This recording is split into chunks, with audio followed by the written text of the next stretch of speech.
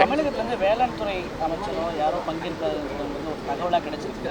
ஏன்னா முக்கியமான ஒரு பிரைம் மினிஸ்டரே வரக்கூடிய ஈவெண்ட், அது இயற்கை தென்னிந்திய அளவில் இருக்கக்கூடிய அளவில் விவசாயிகள் பங்கேற்கிறாங்க. கிட்டத்தட்ட 3000 விவசாயிகளும் இதில் பங்கேற்கிறாங்க வேளாண்மையில். ஆனால் ஒரு மாநில அரசு முக்கியத்துவம் கொடுத்து வரணும்னு நினைக்கிறது இல்லை. பிரதமர் கலந்து கொள்கின்ற நிகழ்ச்சிகளில் சில சமயம் மாநிலத்தினுடைய முதலமைச்சரே கலந்து கொள்வதில்லை. நேரடியாக நாங்களே அது ராமேஸ்வரத்தில் பார்த்தோம். அதற்கு பின்பாக திருச்சியினுடைய ஏர்போர்ட்டில் கூட பார்த்தோம். முதல்வர் அவர் ஊட்டியில் ஒரு தடவை கூட்டம் இருக்கு அப்படின்னு சொல்லிட்டு கூட அவர் வரவேற்க வரல. அரசியல் காரணங்கள் எதுவாக இருந்தாலும் கூட ஒரு நாட்டினுடைய பிரதமர் வருகின்ற பொழுது மாநிலத்தினுடைய முதல்வர் வரவேற்பது என்பதுதான் ஒரு தகுந்த ஒரு புரோட்டோகாலா இருக்கும். அதே போல வேளாண்மை துறை அமைச்சர் இந்த மாதிரியான முன்னெடுப்புகள்லாம் தமிழகத்திற்கு கிடைக்கின்ற பொழுது தமிழகத்தினுடைய சார்பிலே நாம் அதை சரியாக பயன்படுத்திக் கொள்ள வேண்டும். இன்று சட்டப்பேரவையில வேளாண்மை துறைக்கான தனியான ஒரு பட்ஜெட்டை இந்த அரசாங்கம் வந்ததுக்கு பின்னால தாக்கல் பண்றாங்க. நான் கூட வேளாண்மை பட்ஜெட்டுக்கு பின்னால பேசும்போது பத்திரிகையாளர்கிட்ட சொல்லுவேன், அதில் கிட்டத்தட்ட 80% அறிவிப்புகள் என்பது மத்திய அரசாங்கத்தோட உதவியோட தான் நிறைவேற்றுவாங்க. மத்திய அரசோட நிதி எடுத்துக்குவாங்க, அதுக்கு மாநில அரசுல ஒரு பேர் சொல்லி தான் வேளாண்மை துறை பட்ஜெட்டை போட்டிருக்காங்க. இந்த இயற்கை விவசாயம் என்பதை ஊக்குவிக்கிறதுக்காக அறிவிப்புகள் எல்லாம் இருக்கு. அப்படி இருக்கின்ற பொழுது மாநில அரசு கூட இந்த மாதிரியான விவசாய அமைப்புகளோடு ஒருங்கிணைந்து ஒத்துழைப்பு கொடுத்து நடத்தினால் தமிழகத்திற்கு அது நல்லது. அடுத்தது வழக்கமாக ஏதாவது ஒரு கண்டனம் தெரிவிக்கிற போஸ்டரோ இல்ல எந்த போஸ்டர் போட்டா கூட சட்டத்தின்படி என்ன எதிர்பார்க்கப்படுகிறது, அதை அச்சிட்ட பிரிண்டர் யாரு, அவங்களோட போன் நம்பர் என்ன அப்படிங்கறது கட்டாயம் எல்லாரும் தெரிவிக்கணும். அது நான் அடிச்சாலும் சரி, எங்க கட்சி நிர்வாகிகள் யார் அடிச்சாலும் இதுதான், எந்த அமைப்புகள் அடிச்சாலும் அதுதான். ஆனால் முற்போக்கு அமைப்புகள் அப்படிங்கிற பேர்ல ஒரு போஸ்டர், அது தவறுதலான பொய் பிரச்சாரம், 2 பிரிவுக்கிடையே வன்முறையை தூண்டுகின்ற விதத்திலே, பிரிவினைவாதத்தை தூண்டுகின்ற விதத்தில் ஒரு போஸ்டர். பீகார் மக்கள் தேர்தல் பிரச்சாரத்தின் போது தமிழகத்து மக்களை இழிவுபடுத்துறதுக்காக கருப்பு கொடியா கொஞ்ச நாள் இந்த கருப்பு கொடி விஷயத்தெல்லாம் பார்க்காம அப்படியே கண்டுக்காம இருந்தாங்க. ஏன்னா நிறைய நிதி உதவியெல்லாம் வர வேண்டி இருக்கு டெல்லியில இருந்துன்னு. இப்ப தேர்தல் வந்துடுச்சு, திமுக எப்படியாவது மக்களோட கோபத்தை திசை திருப்பணும்னா அந்த கருப்பு கொடி கருப்பு பலூன் எல்லாம் திருப்பி ஆரம்பிக்க முடியுமான்னு அந்த என்ன சொல்லுவாங்களே பழமொழி, குரங்கு குட்டி வச்சு சூடு பாக்குற விதமா இப்ப இந்த முற்போக்கு அமைப்புகள் அப்படிங்கறத எங்களுக்கு சந்தேகமா இருக்கு.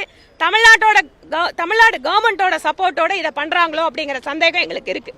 ஏனென்றால் இந்த பிரிவினைவாத அமைப்புகளுக்கு, இந்த முற்போக்கு அமைப்புகளுக்கெல்லாம் பின்னால யார் இருக்காங்கன்னு பார்த்தா திமுக காரங்க தான் இருக்காங்க, திக காரங்க தான் இருக்காங்க.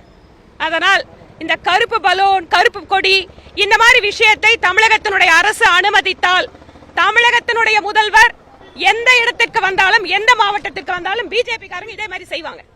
ஏனென்றால் ஒரு நாட்டின் பிரதமர் வருகின்ற பொழுது, அதுவும் தமிழ்நாட்டுக்கு ஒரு பங்களிப்பு கொடுப்பதற்காக வருகின்ற பொழுது இதை கடுமையான எச்சரிக்கையோடு யார் அந்த நபர்களை என கண்டறிந்து அவர்களை முன்பாகவே கைது செய்து நடவடிக்கை எடுக்க வேண்டும் என்பது எங்கள் கோரிக்கை. வருவாய்த்துறை அதிகாரிகள் ப்ரொடெஸ்ட் பண்ணியிருக்காங்க. அரசு அதிகாரிகளுக்கு சரியான பணிச்சுமை அதிகமாக இருக்குன்னு சொல்றாங்க. ஏன்னா ஷார்ட் அண்ட் பீரியட் தான் இருக்குது. நம்ம டிசம்பர் 6,41,00,000 வாக்காளர்கள், 68,000 BLO ஆபீசர்ஸ் எப்படி ஒரு மாசத்துல பண்ண முடியும்? அதாவது முதல்ல SIR பொறுத்த வரைக்குங்க, இத இங்க இருக்கக்கூடிய திமுக அரசு நாங்கள் எதிர்க்கிறோம் அப்படின்னு ஒரு பக்கம் சொல்றாங்க. இதுக்கு கவர்மெண்ட் ஸ்பான்சர் பண்ற ஆர்ப்பாட்டங்கள் நடக்குது. அப்படி இருக்கின்ற பொழுது உங்களுக்கு கீழே வேலை செய்யற தமிழ்நாடு கவர்மெண்டோட ஸ்டாஃப், உங்களோட கவர்மெண்ட் சர்வெண்ட் எப்படி முழுமையா ஒத்துழைப்பு கொடுப்பாங்க? ஒண்ணு. ரெண்டாவது, 68,000 பூத்துல BLO இருக்காங்க, இல்ல 6 கோடி வாக்காளர்கள் எல்லாத்தையும் ஒத்துக்கிறோம். நீங்க வாக்குச்சாவடி மையத்துல ஃபார்ம் எடுத்துட்டு அங்க ஃபில்அப் பண்ணி கொடுங்கன்னு சொன்னீங்க. இன்னைக்கு நியூஸ் பேப்பர்ல நீங்க தான் சொல்றீங்க 85% வாக்காளர்கள் 2 வார காலத்துக்குள்ள பண்ணி முடிச்சிட்டோம். இன்னும் நம்மளுக்கு 2 வார காலம் இருக்கு. என்ன பண்றாங்க? நானே வாக்குச்சாவடிக்கு நேரா போய் என் தொகுதியில பாத்துட்டு வரேன். மக்கள் அவ்வளவு ஆர்வமாக தங்கள் வாக்குகளை பதிவு செய்து கொள்கிறார்கள். எந்த சிக்கலும் கிடையாதுங்க. எந்த இடத்துல எல்லாம் வாக்காளர்கள் இல்லையோ அதை குறிச்சு வச்சுட்டு வீடுகளுக்கு போயிட்டு இருக்காங்க. பணிச்சுமை ஜாஸ்தியா இருக்கு அப்படின்னு ஃபீல் பண்ணாங்கன்னா கவர்மெண்ட் இதுக்கான பல்வேறு முயற்சிகளை எடுக்கலாம். கோயம்புத்தூர்ல பாருங்க எத்தனை கல்லூரிகள் இருக்கு. கல்லூரி மாணவர்களுக்கு ஒரு சர்டிபிகேட் ஒண்ணு கொடுத்து தன்னார்வ தொண்டர்களாக அவர்களை பயன்படுத்தினால் நாம 2 வார காலத்துல இன்னும் எவ்வளவோ காரியத்தை பண்ண முடியும். செய்யறதுக்கு முதல்ல மனசு வேணுங்க. செய்யறதுக்கு ஒரு பக்கம் ஆட்கள் இருந்தா கூட அரசியல் காரணத்துக்காக இந்த SIR ஏதாவது குளறுபடி பண்ண முடியுமா, தங்களோட போலி வாக்காளர்கள் அப்படியே வச்சுக்க முடியுமா? கள்ள ஓட்டு போடுறத திமுகவுக்கு பெரிய பலம், அதனால கள்ள ஓட்டு போடுறதுக்கு நம்ம அப்படியே வச்சுக்க முடியுமான்னு பாக்குறதால தான் இந்த எஸ்ஐஆரை எதிர்த்துட்டு இருக்காங்க. இது பாஜக ஆளுகின்ற அசாம் உள்ளிட்ட மாநிலங்களில் எஸ்ஆர் அமல்படுத்துறாங்க. ஆனால் வரக்கூடிய சட்டமன்ற தேர்தலுடைய இது கேரளா, தமிழகம் உள்ளிட்ட மாநிலங்களில் எஸ்ஐஆர் அமல்படுத்துறாங்க. இதுவே பாஜகவுக்கு எதிரான விஷயமாக பார்க்கணும். அதாவது எஸ்ஐஆர் அப்படிங்கிறத நீங்க வந்து முழுக்க முழுக்க தேர்தல் ஆணையம் எல்லா மாநிலத்திலையும் அமல்படுத்துறாங்க. அசாம்ல தேர்தல் வரலன்னு யார் சொன்னாங்க? நம்மள மாதிரி தாங்க அசாமுக்கு தேர்தல். 5 மாநிலத்துக்கு ஒரே நேரத்துல தான் தேர்தல். யாராவது அசாம்ல தேர்தல் வரலன்னு சொன்னாங்களா? அவங்கள நம்மள மாதிரியே இப்ப தேர்தலுக்கு போறாங்க 26க்கு.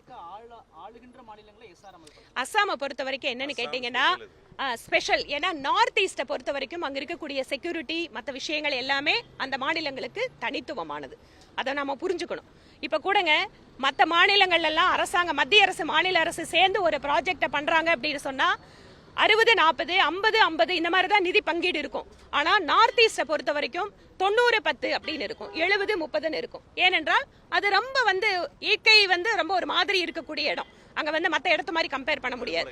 அதே மாதிரி அஸ்ஸாமை பொறுத்த வரைக்கும் கூடங்க பங்களாதேஷ், அங்க இருக்கக்கூடிய பங்களாதேசிகள் இல்ல அங்கிருந்து புலம்பெயர்ந்து இருக்கக்கூடிய ஹிந்துக்கள் பங்களாதேஷ்ல கொடுமையை வந்து தாக்கு பிடிக்க முடியாம பக்கத்து மாநிலமான அஸ்ஸாமுக்கு தான் அதிகமா வந்திருக்காங்க. அது ரொம்ப நெடுங்காலமா அங்க இருக்கக்கூடிய ஒரு பிரச்சனை.